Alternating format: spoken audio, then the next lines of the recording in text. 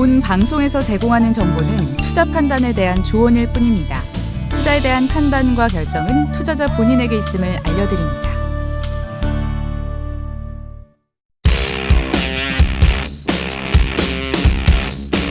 자, 시청자 여러분 안녕하십니까. 김현구의 투자 전략 시작해 보도록 하겠습니다. 자, 오늘 시장에 좀 공매도의 영향이 있죠. 우리가 토요일에 얘기했지만 뭐 공매도의 영향이 좀 있을 거다라고 말씀을 드렸던 것 같아요. 영향이 있을 수밖에 없어요. 그동안에 쉬지 않고 올라왔던 것들을 우리가 공매도에 대한 순기능을 잘 보면 고평가에 대한 종목들을 이거 너무 올라간 거 아니냐라는 걸 우리가 판단하게 할 수가 없는데, 그런 것들은 메이저들이 이거 높다라고 생각하는 걸 공매도도 쳐요. 그거를 우리가 참고할 수 있는 순기능이 많이 있다, 이렇게 볼 수가 있어요. 나쁜 것만은 아니거든요. 그래서 우리가 그 순기능을 잘 이용하다 보면 이게 고점이다 아니다라고 판단하는 조건들이 될 수 있어요. 그러니까 그 판단을 좀 하면 좋지 않을까, 이런 생각을 해봐요. 오늘 같은 경우는 제약바이오, 게임주 이런 종목들이 많이 떨어지는 모습을 보여줬어요. 특히 제약바이오 쪽으로 많이 떨어지는 모습을 보여줬는데요. 제약바이오는 5월달에 학회가 있어요. 그래가지고 아마 이번 주는 영향이 좀 있을 수 있어도 쇼크오버링이 들어올 수도 있어요. 그러니까 우리가 잘 보고 가격에 메리트 있는 종목들로 많이 빠진 종목이나 이런 것들을 선별적으로 다음 주 정도에 보는 것도 나쁘지 않지 않냐, 이런 생각을 해봐요. 뭐 오늘 개인들은 5천억 정도 매도가 나왔고요. 외국인 기관 양매도가 나왔어요. 자, 이럴 때는 틈새 시장 공략하는 게 제일 좋은데요. 어떤 거를 공략하냐 라고 얘기하면, 우리가 얘기했었잖아요. 금요일날, 토요일날 우리 강의를 할 때 곡물 관련주를 잘 보자라고 말씀을 드렸던 것 같아요. 곡물 쪽, 원자재 쪽이 많이 움직입니다 라고 많이 말씀을 드렸던 것 같은데요. 오늘 보면 이거 동육 관련주들이 많이 움직이는 것들 보여줬고요. 돼지고기 값들이 이렇게 움직이고 있어요. 그러면 5월달은 중국의 소비 증장, 이런 것들을 우리가 잘 봐야 돼요. 그러면 동육 값들이 오르고 돼지고기 값이 오르면 우리가 육계 관련주를 잘 봐야 돼요. 육계 관련주도 잘 보는 게 틈새 시장이고요. 그 다음에 옥수수 값 엄청 많이 오르잖아요. 계속 올라가는 모습을 보여줬단 말이에요. 옥수수 값이 올라가면 우리가 뭐를 봐야 되냐라고 했을 때, 옥수수는 뭐예요? 사료 관련주들, 그 다음에 농업 관련주들, 이런 것도 잘 보여졌죠. 오늘 보면 농업 관련주도 많이 움직였잖아요. 팜스토리, 그 다음에 경농, 효성 OMB 같은 것도 급등을 했었죠. 이런 것들 우리가 틈새 시장 봐야 돼요. 대두도 역시 값도 많이 올라가고 있어요. 그래서 올해는 그 곡물 가격을 잘 보자. 거기에 맞는 종목들을 우리가 잘 보여야 되는 거다, 이렇게 보여줍니다. 곡물, 육계, 돈유, 이 세 가지 포인트를 잡고 여러분들이 보면 될 것 같아요. 그래서 오늘 곡물값 관련주들이 많이 움직이는 모습을 보여줬단 말이에요. 그러니까 여러분들이 그렇게 보면 되고요.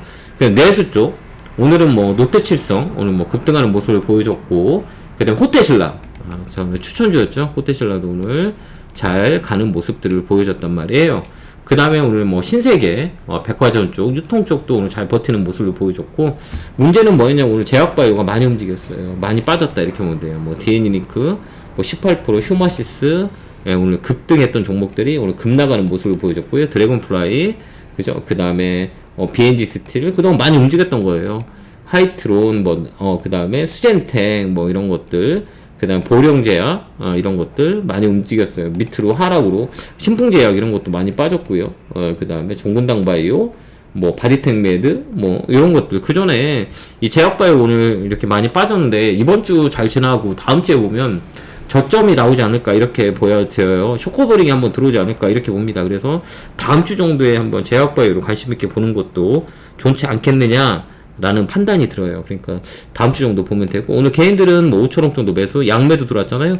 그 다음에 연기금 오늘 40장 매수가 들어왔고요. 그 다음에 코탁은 양매도. 코탁 외국인 기관들이 좀 많이 매도하는 모습을 보여줬고, 외국인들은 어떤 걸 팔았나 한번 볼 수가 있어요. 외국인들은 매도량이 많은 것들 보면 어떤 게냐라고 할 때, 삼성전자 오늘 매도가 컸어요. 그 다음에 셀트리온, 그 다음에 현대모비스, 그 다음에 LG디플, SK이노베이션, 두산푸어셀, 금호석유 많이 움직였던 거잖아요. HLM, 대한항공, 그 다음에 삼성전기, 한국전력, 현대미포, 이렇게 매도하는 모습을 보여줬고요. 그 다음에 기관들은 어떤 걸 이렇게 매도를 했냐라고 했을 때, 우리가 금액이 큰 거를 한번 보도록 할게요. 자, LG와 그 다음에 SK 하이닉스, 롯데케미칼, 삼성전자, LG전자, 금호석유, 그 다음에 삼성물산, 삼성바이오로직스, 뭐 이런 종목, 두산 퓨어셀 이런 것들 기존에 많이 움직였던 것들로 위주로 오늘 매도 물량이 많이 나왔어요. 그러면 개인들은 뭐를 샀나 이렇게 한번 볼 수가 있죠. 개인들은 뭐를 샀냐면 삼성전자 오늘 매수를 많이 했네요. 개인들이 많이 산 것들 한번 체크해 보면 오늘은 삼성전자, 셀트리온, 롯데케미칼, 부산투유슬, 금호석유 많이 오늘 빠진 거에 대해서 개인들이 물량을 많이 받는 모습을 보여줬단 말이에요. 근데 이게 맞는 거냐라고 했을 때는 조금 저는 아니다라고 봐요. 외국인들이 매도를 한 종목을 살 이유는 없어요. 왜 그러냐면 패턴이 좀 바뀌어야 될 것 같아요. 왜 그러냐면 그러지 않으면 바뀌지 않으면 우리가 생각해야 될 게 뭐냐라고 했을 때 이 외국인들이 판다는 거는 공매도에 영향이 있다는 거예요. 대체 쪽 많이 올라간 것들이거든. 두산퓨어셀 이런 거 보면 금호석유 이런 것도 많이 움직인 거잖아요. 셀트리온도 마찬가지고 이제 급락을 내보내는 건데 우리가 지금 외국인들이 잘 파는 것들을 잘 보고 선별적으로 우리가 잘 봐야 돼요. 그래서 다음에 업종이 어떻게 업사이클이 될 건지를 잘 봐야 돼요. 공매도가 많았던 건 쇼코프링이 들어올 수 있어서 그 포인트를 잡고요. 그 다음에 IT, 뭐 반도체 이것도 많이 움직였어요. 많이 올라가 있는 종목이라 건들지 않았으면 좋겠습니다. 더 올라갈 수는 있죠. 근데 하지만 지금 공매도가 지금 부활을 하면서 재기가 되면서 이런 종목들을 팔 수 있어요. 그러니까 여러분들이 하면 떨어진 종목을 공매도 칠 거냐 아니야 올라가 있는 종목을 공매도 칠 거냐 어느 쪽에 프레테이지가 많냐라고 했을 땐 저 같은 거 올라가 있는 종목 이거 공매도 칠 것 같아요. 그동안에 그 강세 계속 우상향으로 올라갔던 종목 거품일 수도 있는데도 불구하고 그런 순기능들이 없어진 종목으로 우리가 공략하는 게 어떨까 이런 생각을 해보거든요. 그런 쪽으로 우리가 좀 들어가는 것도 나쁘지 않다라는 생각을 해봐요. 이제 시장은 뭐 우리가 생각했던 것으로 계속 우상향하지는 않을 겁니다. 이제 조정이라는 것이 들어왔고 많이 빠질 수 있다 이렇게 좀 보여져요. 많이 빠진다는 거는 뭐냐 많이 올라간 쪽이 조정 줄 수 있고 가지고 있는 게 다 빠진다는 얘기인 건 아니고요. 그동안에 많이 움직였던 종목들이 자기 자리를 찾아가는 그런 시즌이 되지 않을까 이런 생각을 해봐요. 그래서 5월달은 조금 시장의 변화가 있을 수 있다 이렇게 판단이 되니까요.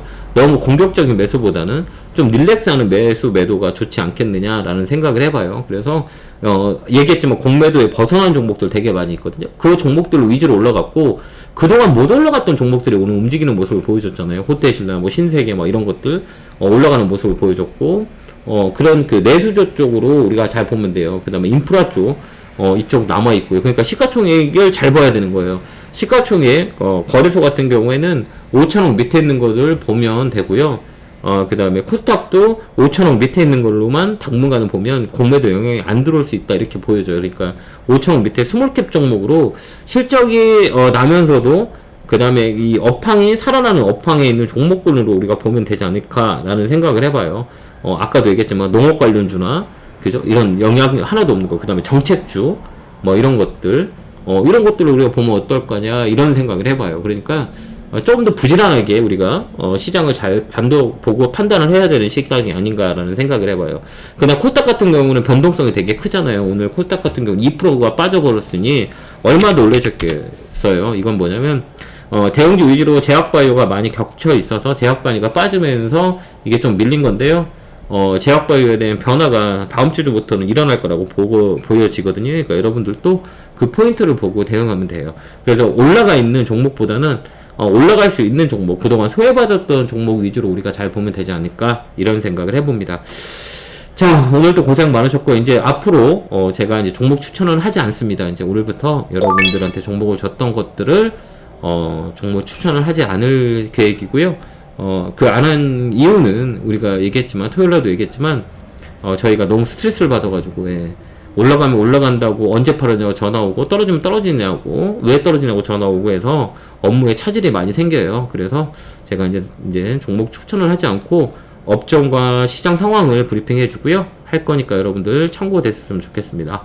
자, 공부 열심히 많이 하시고요. 열심히 하는 자만이 살아날 수 있는 세상이 아닌가 이런 생각을 해봐요. 그러니까 여러분들 열심히 공부할 수 있는 여러분이 됐으면 좋겠고요.